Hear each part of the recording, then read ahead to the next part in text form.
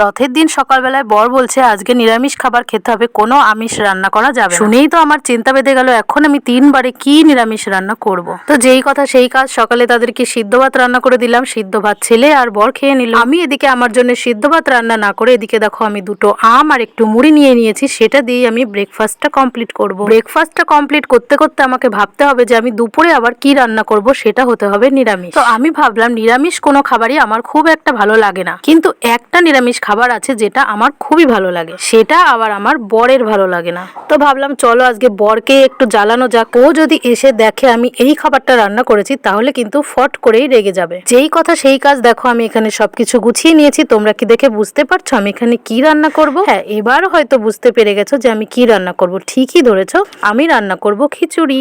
শান্তিতে একটু রান্না করারও কায়দা নেই। দেখো এখানে আবার আমার ট্যাবলেটটা এসে বসে রয়েছে, কারণ কি এখানে একটা পিঁপড়ে এসেছে, সেটা ওকে পরিদর্শন করতে হবে। তো দেখো কথা বলতে বলতে আমার এখানে রান্না করাও হয়ে গেছে। এবার আমি 2টো থালা নিয়ে নিয়েছি, এখানে এইটা দেবো আমার বরকে। অন্যদিন ভাত বাড়ার সময় এসে বসে থাকে, আজকে এতবার ডাকছি কিন্তু সে আসছে না। কারণ একটাই, তার অপছন্দের খাবারটা আজকে রান্না হয়েছে। মনে মনে একটু রাগ হচ্ছে কিন্তু কিছু বলতে পারছে না। তো বন্ধুরা, রথের দিন আমরা এরকম করে নিরামিষ খিচুড়ি খেয়েই কাটালাম। তোমরা কে কি খেয়ে কাটালে সেটা আমাকে কমেন্ট করে অবশ্যই জানিও। আর যদি আমার ভিডিওটা ভালো লেগে থাকে তাহলে লাইক, কমেন্ট, শেয়ার এবং সাবস্ক্রাইব করে আমার পাশে থেকো। দেখা হবে নতুন একটা ভিডিওতে, ততক্ষণের জন্য টাটা। আর সব শেষে বলবো জয় জগন্নাথ।